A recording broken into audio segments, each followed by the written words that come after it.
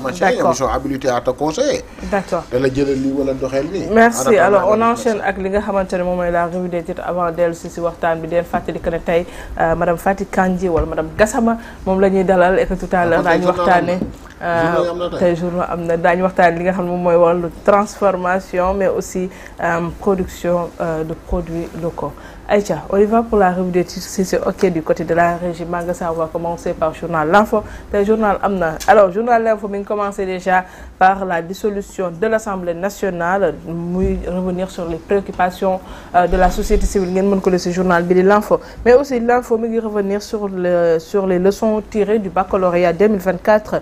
Taux de réussite, disparité, dualité publique-privée, historique. L'olier pour revenir avec le ministre Abdourahmane Diouf. ci yéene kaay ba tey L'Info occupation de domaine maritime bi ñu doon waxtaanee tout à l'heure Bassirou Diomaye Faye promet une rectification vigoureuse. Pirogue bi ñu doon wax Mangassa pirogue retrouvée en République dominicaine de nouvelles découvertes le Sénégal et la Mauritanie évitées dans l'enquête mooy bi ñu doon waxtaanee démb. Alors, Abba Mbaye, député Taxawu Sénégal, mon mi ngi wax ci journal L'Info, on a quasiment la certitude que le Premier ministre ne viendra pas à l'Assemblée nationale. Déclaration de Abba Mbaye. Aïcha, ñu jàll ci beneen yéen kaay bu ñu jógee ci journal. Mamour Aïcha Las. Las lañ jëm la démocratie sénégalaise balafré journée sans presse moom yéen kaay bi di Las dellu si waat na ci journée sans presse bi amoon démb mardi mais aussi revenir at na ci li nga xam moom mooy baccalauréat 2024 le taux de réussite qui dégringole mais aussi Kani Bey maire de Dioulo il n'existe pas de transparence dans la gestion du ministre Mabouba Diagne moom moo ko déclaré ci journal bi nga xamante ne moom mooy L'As quotidien. moo sànni kàddu ci journée sans presse bi. Pour voir quoi qu'on puisse dire quand même, hier ça a été une réussite parce que sur presque une cinquantaine peut-être de titres, je crois 5 ñoo ci génnoon. Donc je pense que le mot d'ordre a été suivi. Il y a une réaction du ministre de la communication. Donc moi je pense que maintenant il faut aller vers des concertations ak dialogue surtout avec le chef de l'État.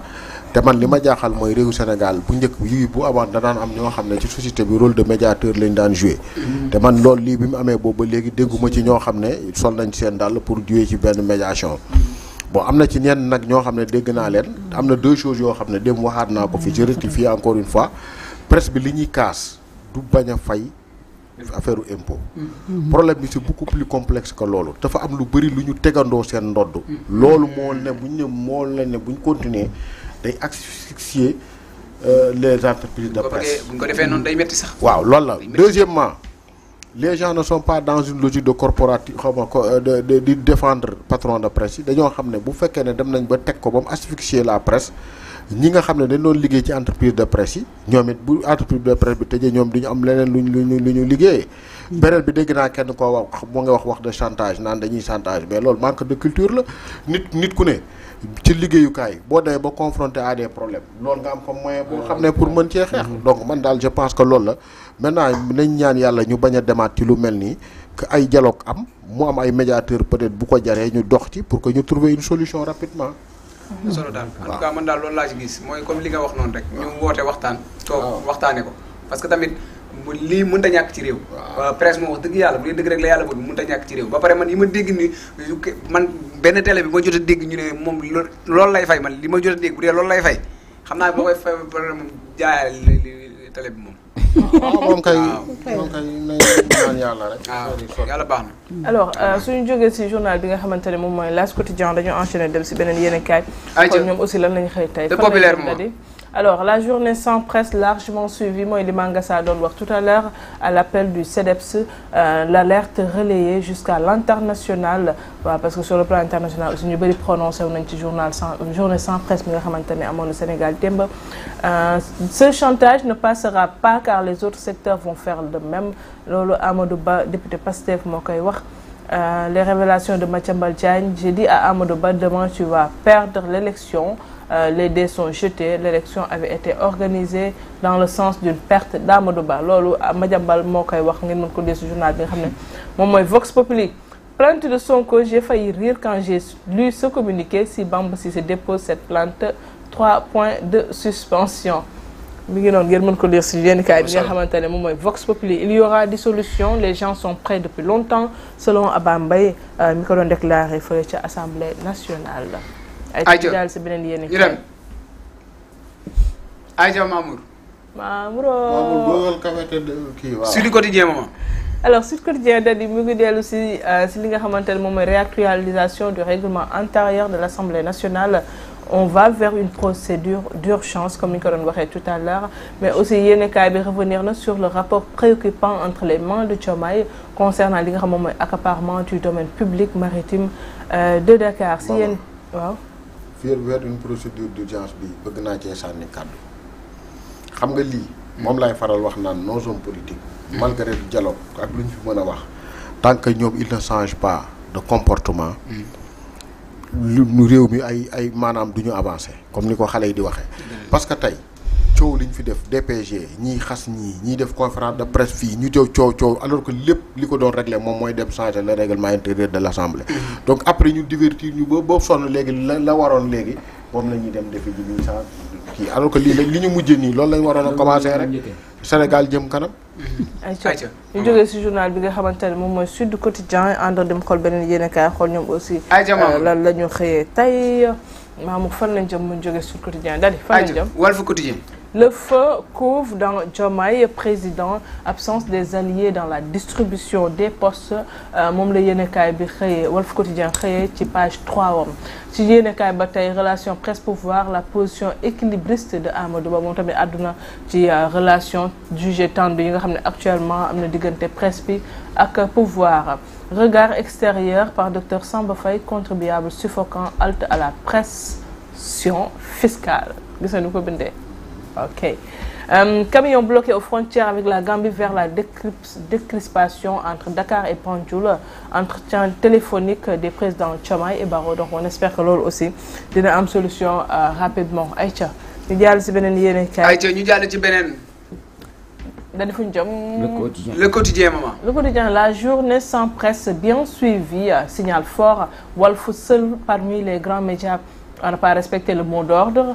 Amadou Ba, ancien PM, demande au parti de trouver une solution. Abdou Mbow moom di déclarer nous avons un pouvoir qui ne connaît pas les priorités. Waly Diouf Bodian, journée sans presse égale journée sans impôt et c'est perdu d'avance. Alors si yéenekaay bi le quotidien ba tey dellusiwaat nañu justement Mangasa si journée sans presse bi média sénégalais la mort programmée ñu mën ko lire si yéenekaay bi nga xam moom mooy le quotidien. mu ngi noonu am na solo. Aïcha ñu dem Aïcha Mamour le quotidien enquête yéenekaay maman. journée sans presse moom la enquête yéenekaay xëyaatee di wax presse intimidée pluralisme en péril un signal fort boo xamante ne bëggoon nañ ko envoyé Mangasa comme ni nga ko waxee bëri na ñoo xamante ne suivre nañ démb mot d'ordre boobu le mot d'ordre largement suivi de RFI à BBC en passant par des chaînes africaines et maghrébiennes la presse internationale s'est amplement intéressée au sujet. Aïcha loolu am na solo. journée sans presse. télé bi xam naa ni moom. Aïcha critique maman. critique yéenekaay test grandeur nature pour le magistrat Ibrahima Ndoye nouveau maître des poursuites moom lañ ko fal de. Abdoulaye Dieye dans l'œil du cyclone AIBD la loolu Aïcha ñu jàll ci beneen yéenekaay bu jógee ci critique. filaale nga loolu de xam lu mu wax noonu nga suuf de l'observateur yow gisuma la de. L'observateur Waly Amadeus Mia gisee les coulisses du son qui cartonne journal l'observateur dafa dellu soit ci coulisses su clip boobu wala son boobu nga xamante ne actuellement moom dafa xew. maa ngi saa xam nga way bi xam nga confuse. confuse xam nga way bi. man way léegi nee naa la xale yi man li ñuy way léegi damaa. Maram Gassama du xam nga way bi. non Maram Gassama du xam na ko. non Maram Gassama boo xaw ma son bi de. xam nga ko de dadi. sérieux alors yéenekaay bi l'observateur dellusiwaat na ci mais ñëwaat na aussi surtout ci li nga xamante ne moom mooy journée sans presse démocratie sans voix mu def le bilan de la journée d'action et le retentissement sur le plan international journal l'observateur dellusi na si mais aussi ci wàllum justice ñëw na ci audition de la mère de Marième Faye Sall les détails de l'affaire après la belle-mère du président Sall entendue hier à son domicile Adama Faye fera face aux enquêteurs aujourd'hui la vente du terrain le PV du conseil d'administration de CIA et la controverse sur les signatures. am na solo Aïcha ñu jàll ci beneen yéenekaay. ñu jàll ci beneen l'observateur. Aïcha Mamour ñu dem. La tribune, maman. La tribune, un coup dur porté à l'image du Sénégal et de sa démocratie, day off de la presse, des journaux créés pour leurrer, désinformer ou tenter de combler un vide. Journal li nga xamante ne moom mooy tribune daal dellu soit manga saa si journée sans presse mais aussi ñu gisaat ki nga xamante ne moom mooy Bougane Gueye Dany ñu di wax Sonko et Diomaye entrent dans l'histoire à reculons. Aujourd'hui, le PASTEF tente de jouer au petit monstre. Alors, lutte contre la criminalité pharmaceutique, une saisine de médicaments d'une valeur de 170 millions de la drogue à Kédougou et à Matam. Ngeen mën ko lire si yéen kaay bi di tribune. Tribune. Bougane Gueye Dany ayca bu ñu jàllee ci bu ñu jugee ci tribune fan lañ jëm yow Mamour. ayca maman la solo. Le rapport remis au chef de l'État concernant le domaine public maritime, le président de la République a réaffirmé son engagement à procéder à une rectification rigoureuse sans acharnement, mais avec fermeté, afin de restaurer l'orthodoxie et de garantir un accès libre au domaine public maritime pour tous. Journal bi nga xam moom mooy Le Soleil ñu ngi gis aussi li nga xamante moom mooy la déclaration de patrimoine. Le Premier ministre et les ministres sont passés à l'OFNAC. Serigne Bassirou Gueye pour une synergie d'action contre la corruption. am na solo ayca. ñu jàll si beneen yéenekaay. ñu dem ci beneen. Bassirou Diomaye Diakhar Faye. ayca maman. Le quotidien Sonko reçoit un vélin camouflé à Kigali, tourné au Rwanda et au Mali. L'homme qui combattait un 3e mandat est parti célébrer un 4e mandat au Rwanda. Le protocole d'État rwandais n'a pas jugé utile de placer le drapeau sénégalais à côté de celui du Rwanda. Ousmane Sonko a été snobé par le président rwandais. Au Mali, il a parasité la médiation de Diomaye. Journal bi di Le Quotidien moo xëyee loolu yëpp. Au Mali daal je sais qu'il a fait un excellent discours. waaw discours bi mu def foofu relayé par le RT moom le premier ministre a fait un excellent discours. ayca bon maintenant. am na solo record maman. Alors record Niang retour de Gueye Mikaël et Nobel à l'affût. Pathé Cissé des sensations à retrouver. waaw ñu ngi noonu mu nekk ay sénégalais yi nga xam ne ñoo nekk fële di Liga nag bi ñu ko waxee moom mooy Espagne. ñu gis Pape Gueye moom ren dafa dem nekk fi nga xam ne moom mooy Villarreal. waaw kii di Mikaël moom mi ngi toujours Barça. donc nag ñuy xaar saison bu baax comme ni ñu ko gisee fi nga xam ne aussi moom mooy pareillement championnat Angleterre gis fa aussi tamit Sénégal yi vraiment commencé fa wane seen bopp bu baax a baax donc moom la journal bi record wane woon tey. en tout cas li si mu tam daal mooy c'est la fierté sénégalais parce que vraiment tey bu ñu gisee joueurs sénégalais yi di. nekk fi nga xam ne tey ñoom ñooy les championnats yu gën a rëy ak équipe yi nga xam ne tey ñoom ñooy équipe yu gën a rëy ci club yi donc loolu fierté Sénégal la vraiment. ayca ñu jógee ci record caal ci beneen yéenekaay. ayca. jeex na mu ngi noonu. mu ne jeex.